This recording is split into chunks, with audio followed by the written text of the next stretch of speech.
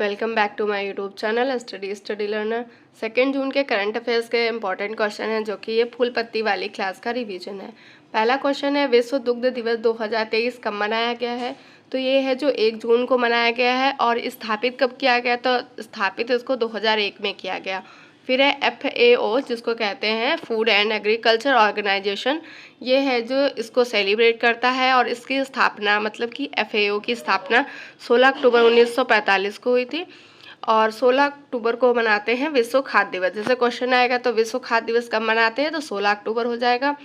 FAO का headquarter रोम, Italy है। फिर है राष्ट्रीय दुग्ध दिवस कब मनाते हैं? ये था विश्व दुग्ध दिवस 1 जून को। और राष्ट्रीय दुग्ध दिवस, फिर है राष्ट्रीय दुग्ध दिवस, तो राष्ट्रीय दुग्ध दिवस है जो 26 नवंबर को मनाया जाता है, क्योंकि इसी दिन है जो वर्गीज कुरियन थे, उनका बर्थडे होता है। श्वेत क्रांति के जनक थे। और 26 नवंबर को ही संविधान दिवस भी सेलिब्रेट किया जाता है। भारत है जो दुग्ध उत्पादन में पूरे वर्ल्ड में नंबर 1 पे है। और भारत में कौन सा नंबर 1 पे है? तो राजस्थान है। और राजस्थान में दुग्ध उत्पादन के साथ साथ ऊन में भी नंबर 1 पे है। नेक्स्ट क्वेश्चन है, विश्व पर्यावरण दिवस कब मनाया जाता है? तो 5 जून को मनाया जाता है। पहली बार है जो 1974 में विश्व पर्यावरण दिवस मनाया गया था। विश्व महासागर दिवस कब मनाया जाता है? तो 8 जून को मनाया जाता है। विश्व रक्तदाता दिवस कब मनाया जाता है? तो 14 जून को मनाया जाता है। विश्व रक्तदाता दिवस, सर्वदाता कौन होता है? तो O निगेटिव होता है। सर्वग्राही कौन सा ग्रुप होता है? तो A पॉजिटिव होता है। अंतर्राष्ट्रीय योग दिवस कब मनाते हैं? तो 21 जून को मनाते हैं अंतर्राष्ट्रीय योग दिवस। अंतर्राष्ट्रीय ओलंपिक दिवस कब मनाते हैं? तो अंतर्राष्ट्रीय ओलंपिक दिवस है जो 23 जून को मनाते हैं। और ये जो अंतर्राष्ट्रीय ओलंपिक की कमेटी थी उसका निर्माण किया गया था 1894 में। और पहली बार है जो ओलंपिक कहाँ पे हुए थे? तो एथेंस में हुए थे 1896 में। अंतर्राष्ट्रीय ओलंपिक का हेडक्वार्टर है लिसाने। फिर है MSME डे कब मनाते हैं? तो MSME डे है जो 27 जून को मनाते हैं। क्वेश्चन नंबर 2 है, वर्ष 2023 का पर्यावरण एयरलाइन का पुरस्कार किसे प्रदान किया गया है? तो ये पुरस्कार है जो एतिहाद एयरवेज को प्रदान किया गया है। कहाँ की एयरलाइन है? ये UAE की है। इसे पर्यावरण एयरलाइन का पुरस्कार दिया गया और 2nd बार इसे मिला है। क्यों मिला है? क्योंकि इसने कार्बन डाइऑक्साइड का उत्सर्जन कम किया है। और फिर शीर्ष एयरलाइन का पुरस्कार किसे मिला है? तो शीर्ष एयरलाइन का पुरस्कार न्यूजीलैंड को मिला है। न्यूजीलैंड की राजधानी वेलिंगटन है और यहाँ के प्रधानमंत्री क्रिस हैपिकिंस हैं। बहुत इंपॉर्टेंट है, PM का नाम याद रखिएगा। श्वसन में है, पेड़ पौधे या जीव हैं जो ऑक्सीजन को अंदर लेते हैं और बाहर क्या निकालते हैं? तो कार्बन डाइऑक्साइड। पेड़ पौधे हो या जीव हो, दोनों में सेम रहेगा। फिर है मिस इंडिया 2023 का पुरस्कार किसे मिला है? नंदिनी गुप्ता को। ये कहाँ की? राजस्थान की है। एबेल पुरस्कार 2023 लुइस कैफरेली को मिला है। मैथ्स में दिया जाता है एबेल पुरस्कार। ये कहाँ के हैं? तो ये अर्जेंटीना के हैं। फिर है वीरता पुरस्कार 2023, ये दीपिका मिश्रा को मिला है, राजस्थान की है। ऑस्कर पुरस्कार 2023 95 नंबर के थे और किसको मिला है? तो भारत की तरफ से सॉन्ग था नाटू नाटू, उसको मिला है। और उसके संगीतकार MM कीरवानी है। RR मूवी है। और द एलिफेंट विस्पर को भी ऑस्कर पुरस्कार मिला है। फिर सरस्वती सम्मान 2023 किसे मिला है? तो सरस्वती सम्मान शिवशंकरी को मिला है। किसके लिए? तो सूर्यवंशम के लिए। और भाषा कौन सी है? तमिल भाषा है, ये भी याद रखिएगा। ग्रैमी पुरस्कार 2023 रिकी कैश को मिला है, 3री बार मिला है।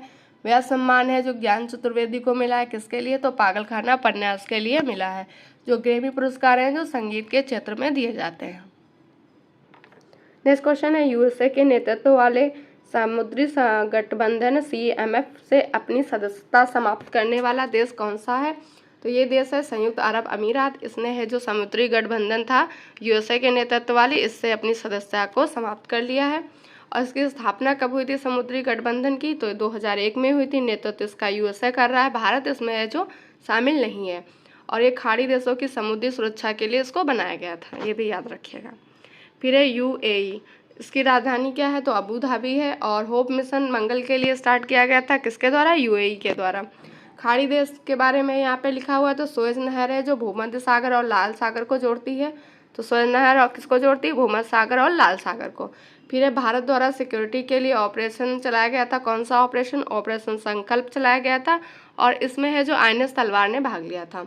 बाब उल मंदेव की संधि है जो लाल सागर और अदन की खाड़ी को जोड़ती है।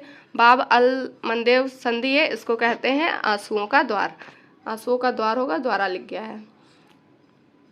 नेक्स्ट क्वेश्चन है, नाटो का नवीनतम सदस्य कौन है? तो नाटो का नवीनतम सदस्य है फिनलैंड और 31वें नंबर का, और इसका स्थापना है जो 1945 में हुई थी। हेडक्वार्टर इसका ब्रुसेल्स है।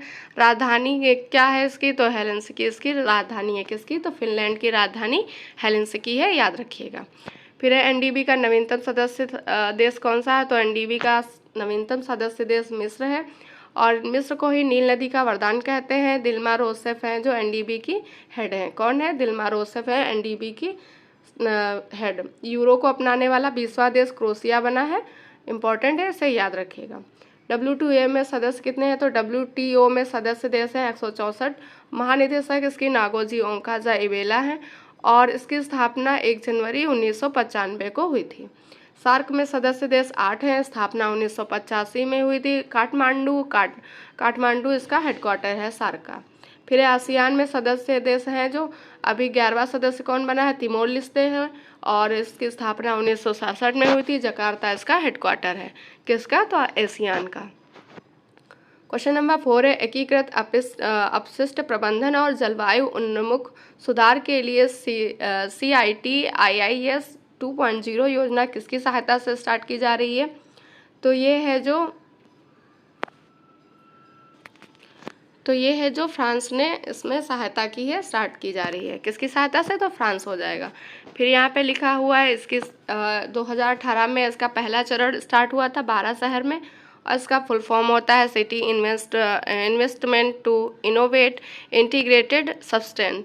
ये इसका फुल फॉर्म है, और इसमें है जो अपशिष्ट पदार्थ है उनका मैनेजमेंट करना इसका उद्देश्य है। सेकेंड चरण कब से स्टार्ट किया गया है? तो 31 मई 2023 से स्टार्ट किया गया है। 2023-27 तक रहेगा, 4 साल के लिए। और इसमें फंड कौन देगा? तो फ्रांस और EU इसमें फंड देगा। इंपॉर्टेंट है, इसे याद रखिएगा। तो यहाँ पे आंसर लिख लीजिएगा किसकी सहायता? तो यहाँ पे हो जाएगा फ्रांस की सहायता से। यहाँ पे फ्रांस कर लीजिएगा। फिर है फ्रांस है जो फ्रांस की राजधानी पेरिस है, और ये किस नदी के किनारे है? सीन नदी के किनारे। और पेरिस में है यूनेस्को का हेडक्वार्टर है। और फ्रांस से है जो राफेल लिया गया था, राफेल को है जो गोल्डन स्क्वाड्रन 17 में शामिल किया गया है। फिर अंतर्राष्ट्रीय सौर गठबंधन है जो इसका हेडक्वार्टर कहाँ है?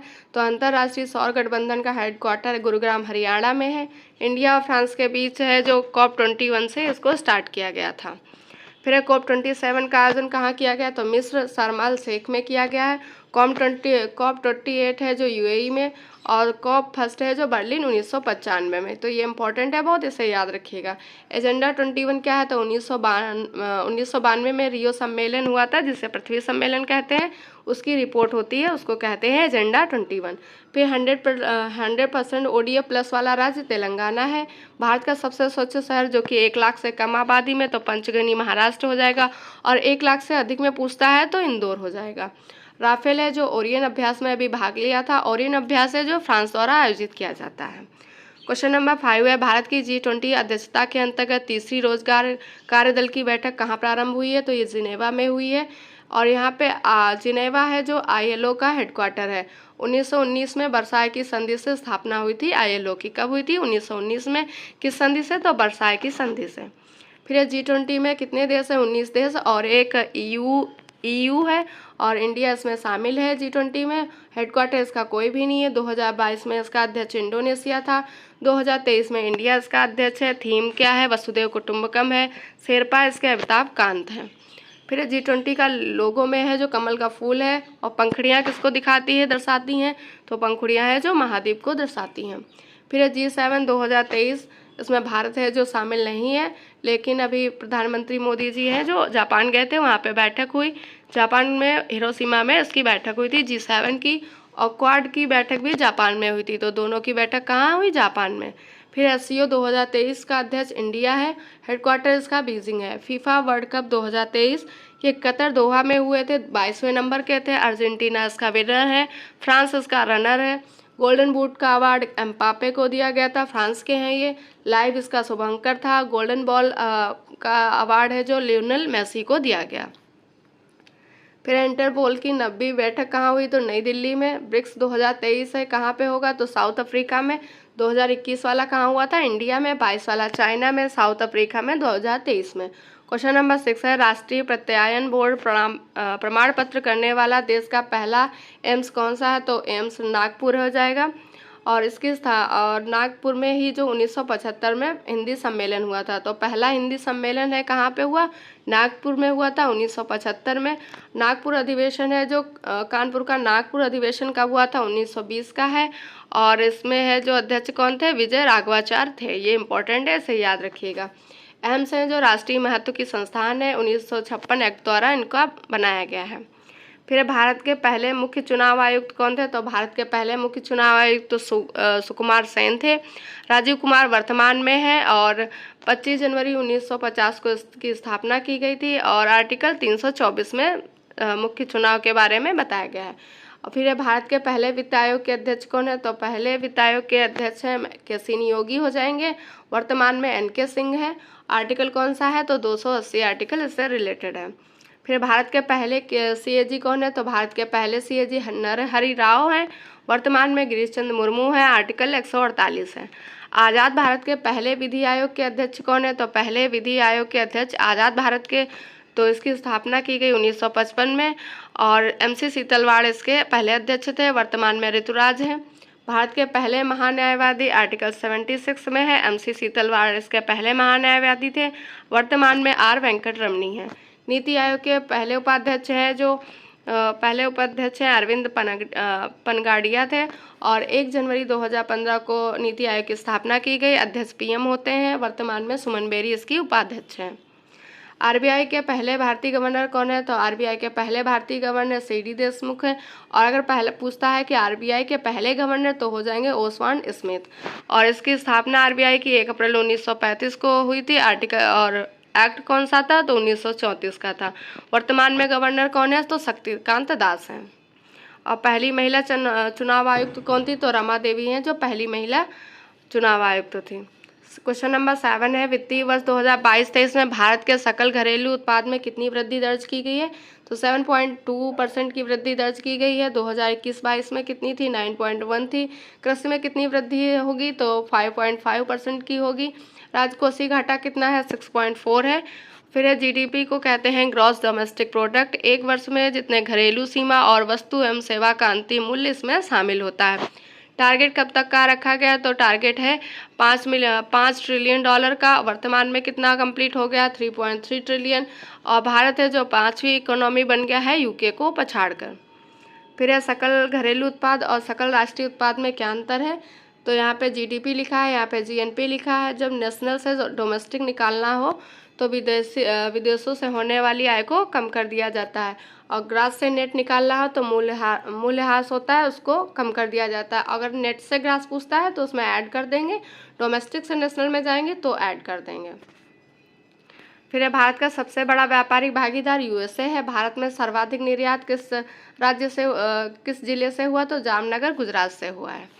क्वेश्चन नंबर 8 है किस फिनटेक यूनिकॉर्न ने टर्बो UPI लॉन्च किया है? तो रेजर पे यूनिकॉर्न है, इसने टर्बो UPI लॉन्च किया है। ये भारत का सबसे तेज भुगतान वाला UPI है। UPI का फुल फॉर्म होता है यूनिफाइड पेमेंट इंटरफेस। और UPI को किसने लॉन्च किया था? तो NPCI ने इसको लॉन्च किया था।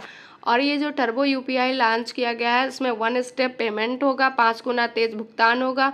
और इसमें है जो हेल्प कौन करेगा? तो एक्सिस बैंक और NPCI इसमें हेल्प करेगा। फिर है UPI पे नाउ किसके बीच का समझौता है? तो UPI पे नाउ है जो भारत और सिंगापुर के बीच का समझौता है। RBI ने रुपया डिजिटल रुपया है जो कब जारी करा था? तो 1 दिसंबर 2021 को। सीमा पार भुगतान सेवा स्टार्ट करने वाली पहली फिनटेक कंपनी कौन सी है? तो फ़ोन पे है।